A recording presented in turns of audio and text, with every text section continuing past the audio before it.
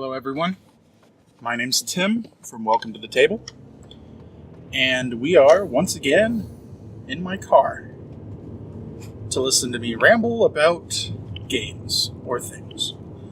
Today I want to talk about co-op games. I haven't talked about that yet. I touched on this a little bit with the previous episode about campaign games when I mentioned Pandemic. But I figured I might as well do a proper talk about that. So there's a problem in the image of board games that most people, when they hear board games, they think Monopoly, they think Clue. Some more progressive people will think things like Settlers of Catan or what's it called? Oh, Ticket to Ride. Yes, that's right. And the one thing that all of those games have in common, they're competitive. Not everyone likes that. Not everyone likes the thought of one person having played a game so much and been so much better that they're just at a disadvantage from the start. Some of these games get around that by having randomization and, like leveling mechanics, leveling the playing field, but it doesn't always work. A great way to get around that, and also to get around the fact that not everyone's skill level is going to be the same, is with co-op games. If you don't know, co-op games generally are games where you've got, usually it's up to 4 people playing on a team, and the opponent is not each other, the opponent is the game. Usually games like this will have one clear way of winning and a bunch of ways of losing. And the game is in trying to make it through to the end to win the game. Or the challenge, I guess. Can you tell these aren't scripted? Stumbling over my words all the time.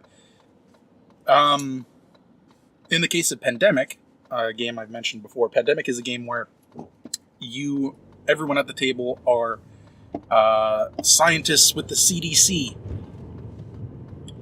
trying to save the world from four different diseases that are spreading in different parts of the world, and you got to work together to contain the spread of disease, build research stations to make it easier to get around, and to start developing the cures, and then cure all 4 diseases. You lose if a bunch of things happen. So how diseases are represented is by a cube of that color. You draw a card off of the infection deck, and that'll say Karachi or London or whatever, and it'll have the color of the disease. And you put a cube down in that location. If a location already has 3 cubes, when you would have to put down 1 more, it outbreaks. It doesn't get any more, but every location connected to it gets 1 cube of that color. And one of the ways you can lose the game is by having too many outbreaks. I think it's 8. Which, when you can have outbreaks chained together, that can creep up on you pretty quick. Another way you can lose the game is by just running out of cubes of one of the colors of diseases. Representing, you haven't contained it. The disease is spread too much. Outbreaks can definitely be a cause of that, because the more outbreaks, that's whereas an infection card would normally put down 1 cube, an outbreak could put down upwards of 6. So if you're not careful and not keeping on top of one of these diseases, you can just lose the game. Another way you can lose is with the player deck, running out of time. So the player deck is your timer, the hard timer. If that deck runs out and you need to draw more, you lose. You haven't won the game already. The problem is, where this game is interesting, and good co-op games do this very well. Where this game is interesting is each player is going to have a different character that does something unique. You could be the medic, who can treat diseases a lot easier. You could be the scientist, who can cure diseases a lot easier. You could be the operations manager, something like that, who can build research stations and get between them a lot easier. So everyone will have one of these characters that has something unique to them, something only they can do. And the great thing about that is it gives everyone a chance to have their moment in this game. Everyone gets their chance to be the hero, to save the day, which is awesome. The problem with Pandemic is that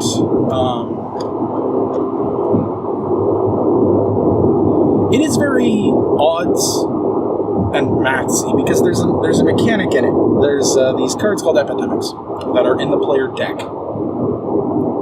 And these cards reset the infection deck. So you'll be drawing a few cards off the infection deck, and an epidemic comes up and it resets the infection deck. You take the discard pile, you shuffle it up, and you put it all back on top of the deck, meaning the places that have already come up will come up again and again and again.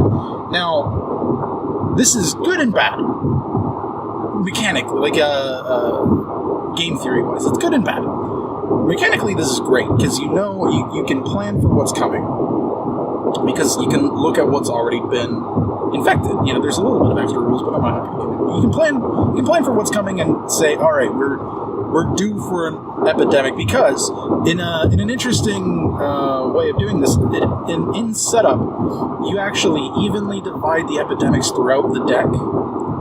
There's this clever little thing that they have you do in setup that makes it so that you're not going to have epidemic, like 4 epidemics in a row, and then the rest of the game. They're evenly spread out. So you can say, all right, we've had 8 cards drawn off of the player deck. We're due for an epidemic soon. What is the most at risk if the discard pile was to just get put back on top? So you can plan for that. But, and this is a problem that a lot of co-op games have with complete information known to everyone at the table, the problem is the people that are more experienced at the game are going to just know what to do.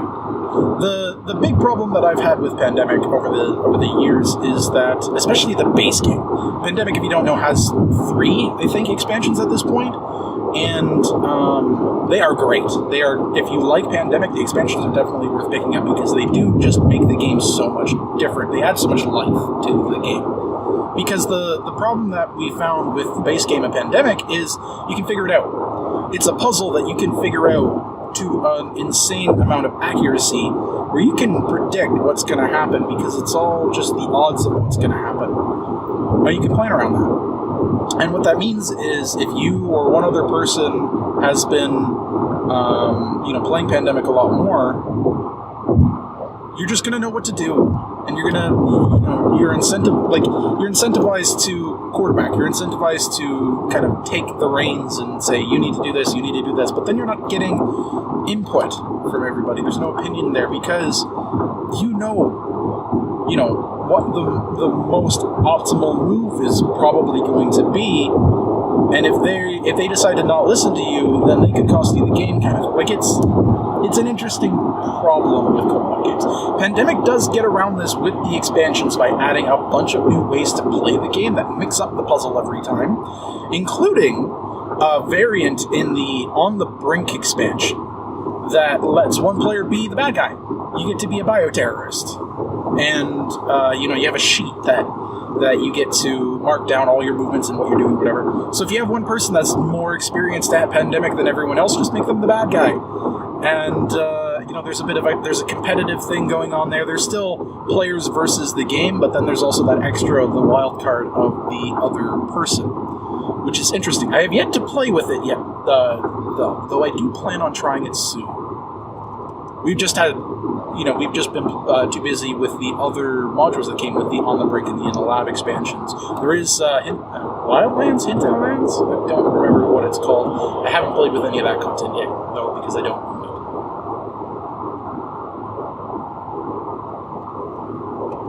However, I do want to say the problem with Pandemic that I mentioned is a problem with a lot of co-op games. Any co-op game that has complete information can have that problem. Because, realistically, all co-op games can be played solo. Well, not all of them. All co-op games like that, where it's turn-based, and you can play them solo. You can just control extra characters. So, how do you get around that? Well, you get around that with hidden information. But then hidden information poses a problem. Like, it poses a new challenge. Then, because at that point you run into... There are a couple of games that do that well, actually. Before I get into that, though, I'll tell you about I'll list off a few games like Pandemic that if you're not as interested in the theme of it, maybe one of these other games would be more your speed. There's Flashpoint Fire Rescue, which sees you all as firefighters trying to, manage a burning building and save the people inside and that kind of stuff. There's Forbidden Island and Forbidden Desert, which are... Forbidden Island is pretty good, especially it's a small box game, not that expensive, comes in a nice tin. The components are all really nice. Forbidden Desert I haven't played, I have seen play of, and it is interesting. I don't know what I think about it yet, though. Co-op games. I know I've got a few more that we've played, but I can't think of them off the top of my head. You've got more thematic games, like the Dark Souls board game. That is a co-op game, yeah, but it's got a lot of RPG elements, so if you have a more hardcore group of players, that could be something worth your speed. The thing with Pandemic is its games take an hour and a half. Dark Souls can take a few hours, so keep that kind of thing in mind. But there's a few other games that do hidden information very well. The two that I have played immediately that I want to talk about are Dead of Winter and Shadows Over Camelot. I'll start with Shadows Over Camelot because it's the more straightforward of them. Shadows Over Camelot is a very traditional co-op game on paper. There's a bunch of tasks you've got to do. There's a timer. There's every time you guys do something good, bad things happen. Just progression of evil. But the way Shadows Over Camelot gets around the quarterbacking problem is there is a potential that one of you is not who they seem. You're given a card at the start, and there's always a potential that one of you is a traitor. One of you is actually a bad guy working against everyone. And that can change the game a lot, because at the end of the game, like the win condition that you need is with these white swords. If you haven't revealed the bad guy, if you haven't accused someone and been correct, or they haven't revealed themselves, you flip 2 white swords to black, which is bad, but maybe you can manage it. And then if you ever do get revealed as the bad guy, then the game is completely different for you again. Like, it's different as it is. You're playing the same game, but then having to, like, be covert about things. But once you're revealed, then you're just doing evil stuff every time, and you just get to laugh and watch as the heroes struggle with all the other nonsense that you're doing, and it's interesting. Much like Pandemic, that game is infinitely solvable, but the traitor mechanic does make it mix things up, because you never really know if there's a traitor. So you're suspecting each other all the time. You're watching what each other's doing, thinking, why did they do that? Are they a good guy? Like, should I risk accusing them? Because if you accuse them and you're wrong, then that's bad. But you want to accuse them if they are a traitor, but are they really a traitor? Like, yeah, it does well. It does well to help the puzzle. The other game I mentioned is Dead of Winter. Dead of Winter is... It's the best version of a Walking Dead board game, I guess, is a good way of saying it. There have been Walking Dead board games, but they didn't really tackle the thing that makes the spirit of Walking Dead so interesting, and that's the people and the the impossible decisions you have to make.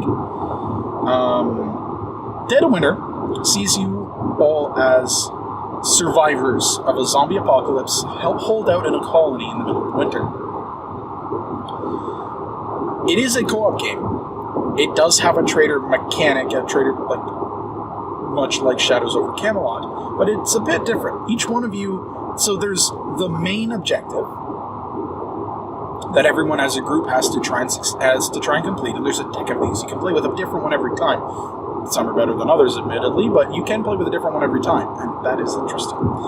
But then each one of you is also going to have a private objective. This is something that you personally have to do to win the game. Like, the group can win, but you personally may not win. And these are all selfish. Every one of these is selfish. So, even if you don't have a trader, people are going to be doing selfish things because they want to win, right? They want to complete their objective, and so you're going to be suspecting each other just because of that. And then the trader themselves also has their own private objective that they have to complete to win the game. You don't just win if everyone loses. You have to do other stuff yourself too. So it does have this thing of the trader has to work with the group at least early on until they can get their own objective done, and then try and sabotage things. But you can't be too obvious about it because you can get exiled and then the whole game changes. Dead of Winter does really well with a lot of that stuff. It does really well with... there's a crossroads mechanic where you have a chance of dealing with a very interesting and evocative problem, which was always cool, always interesting. And you got different characters with different abilities, different stats, all that kind of stuff. Dead of Winter, again, is a longer game, so that is something to keep in mind. It's also a much more complicated game. So Pandemic and games like that are great for just how straightforward they are. Games like Dead of Winter, while better, are a lot more complicated.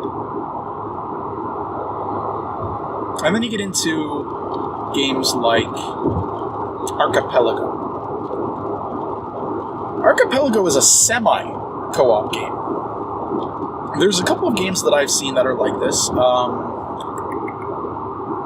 Let's see, what was it called? New Angeles is a game that's like this. I think I've played a few more, but I can't remember them off the top of my head. Archipelago, so in being a semi-co-op, the way Archipelago works is you're all leaders of colonist factions, whatever. The theme's not really, it's colonialism in the Caribbean kind of thing. Like, it's that style. You've discovered an island, you got to explore the island, find resources, build towns, construct monasteries, recruit people like bishops and popes. There's a lot going on in it. The theme is great, but it's not a Pandemic has a cohesive story that it's telling you, whereas Archipelago is basically saying, yep, this is colonialism. This is colonialism on an island paradise going over the course of decades. So it's a bit more abstracted there. But that's not to say the game is any less interesting. It is an incredibly interesting game. It is a Euro style, which involves worker placement and victory points to win. And it is a competitive game, but it's also a co-op game, because one of the things you're all going to have private objectives. There's a public objective, and on your private objectives are ways the game can end. And you'll pick. There are 3 decks of cards for these: short, medium, and long games. And each one has their own end game condition. And if that ever triggers, you say, "All right, stop, game's done." But on top of all of that, there is also the anger track, and this is where it gets to be a co-op, the co-op side of this comes in, because you are working against each other, kind of like you want to get points. Anyway, if the game does this cute thing of, if you didn't lose, you win, but then whoever got the most points is the grand winner, or something like that. It's got some really kind of goofy terminology for that, because while you are doing anything, exploring, you're finding more people, sending goods back to the foreign market, or harvesting whole boatloads of stuff. There's crises that'll happen, and these will be events that'll trigger that. Oh, sorry, Dead of Winter has this too. Every round there's a crisis that everyone has to contribute, and if you don't, bad things happen. Forgot to mention that. Archipelago can have this, and these could be domestic crises or international crises, and if you don't do them, anger goes up. The international ones are generally less bad because it's only a couple of points. But the way crises happen in the local market is every worker you've got is represented by a little meeple. If you don't know what that is, it's a little dude out of wood of your color. It's a meeple is a very traditional board game component, like a universal board game component at this time. Wow. Jeez. Meeples are basically a universal board game component at this point. Why was that so hard to say? Fumbling over myself. And how it works is, when a crisis hits, all of your workers rebel. You put them face down. And then you have to pay resources to stand them back up. And you do this kind of collectively in turn order. And it could be 5 per beef cube that you spend. So you'll have harvested some beef, and you can spend one of these cubes to stand up 5 people. But then, if you don't have any beef, then everyone has to help, send you resources, because you can trade resources at any point. You can trade money at any point. And so everyone has to, ship stuff to you to stand your people back up, because unlike the international crises that might increase anger once, twice, maybe 3 points, anger is increased in a local crisis for every single rebelling worker after everyone has spent resources. So it's a double whammy. If your workers are rebelling, you can't use them the next round. And anger goes up. Every single rebelling worker, which is painful. And that's the way that the game can end with you all losing, is if the population marker ever reaches, or if the anger marker ever reaches the population marker, the game ends and you all lose. Unless... See, Archipelago has this mechanic, much like Dead of Winter, much like Shadows Over Camelot. There's one card called the Sympathizer that you win if the game ends due to anger. So you never really know.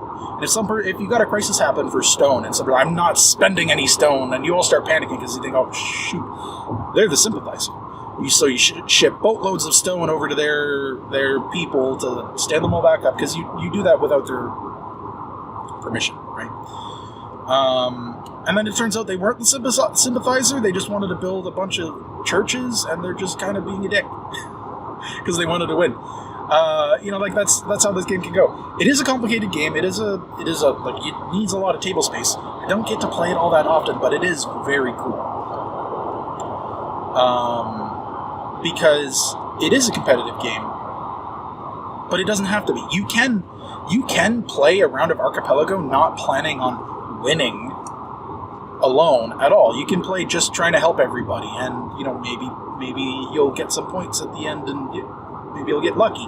Or you can play being super competitive and not helping anybody, no charity, no good deeds. You're just doing everything you have to win. And you can do that. And it can work. Probably won't, but it can. And that's something that's very interesting about it. Archipelago is a game for up to 5 players. And there are expansions for it. One of the expansions has a solo play variant. I've tried it. It's hard. I haven't really dug into it too much. The other expansion just adds more of these evolution cards. And these evolution cards, they're these square cards that represent concepts the idea of building a stonemason cathedral, or commercial fishing, or things like bonkers, like as slavery or a dictatorship, because that's stuff that can happen. And they basically represent unique abilities that you can buy and that you or other people can use. And so there are some that other people, if you buy one, other people can use it instead, but then they have to pay you instead, which is interesting. And maybe you'll want to do that. Because, maybe you can afford a card that's really good for someone else and helps the table, and then every time they want to use it, they have to pay you. So you're getting something out of it too. It's interesting. It is a very cool game that I don't get to play often enough, because it is so tough to get it to the table. Because it is a long game, it is a complicated game. We basically have to do a rules refresher every time we break it out, because we don't play it enough.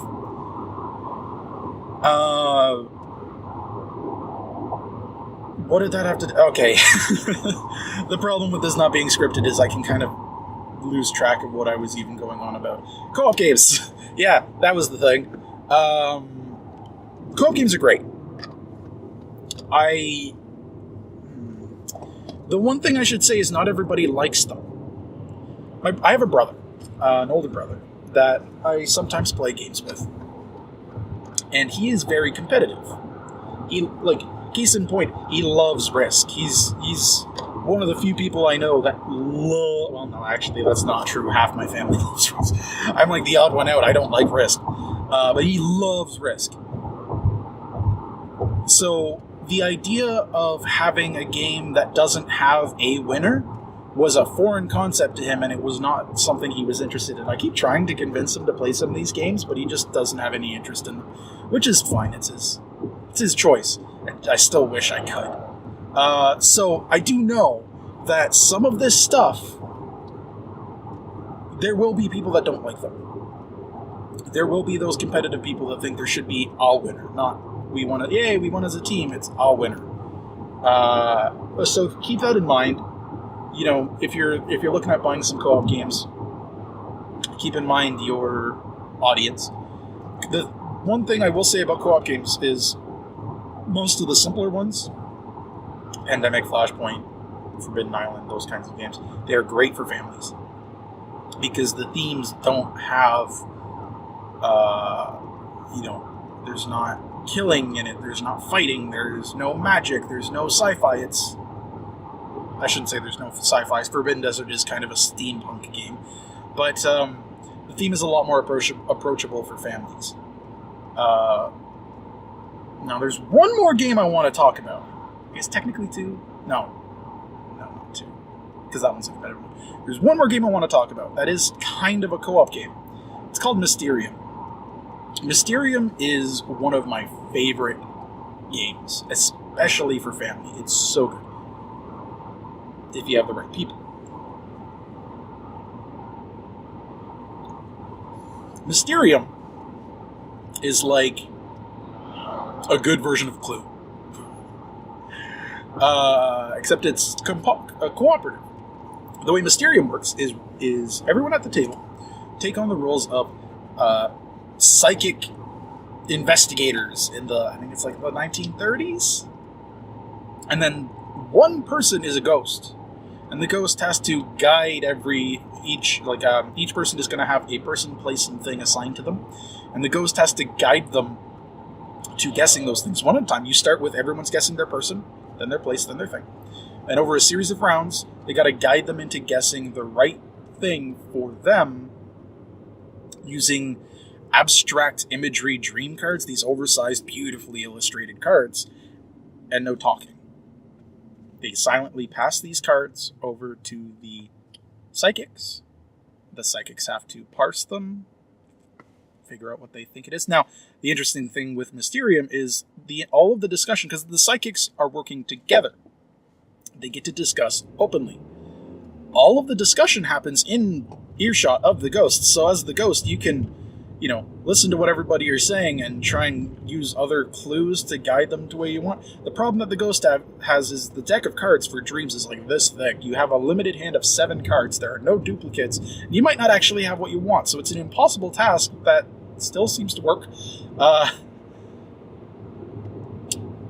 I've played Mysterium with people with young teenagers. I played Mysterium with my grandmother and grandfather. My mom doesn't even like games that much, but she'll play Mysterium, which is great, and she's actually really good at it. It's amazing to see games like that bring out a skill set that most board games don't tackle on, because Mysterium is not about some mastery of systems. It's not about planning. It's not about strategy. It's about interpretation. And it's about imagery interpretation and things like that. And it's great for groups that maybe don't like the competitiveness of of most games, or the bitty like systems. I have a hard time learning systems because Mysterium, the only one that really needs to know how the game works is the ghost.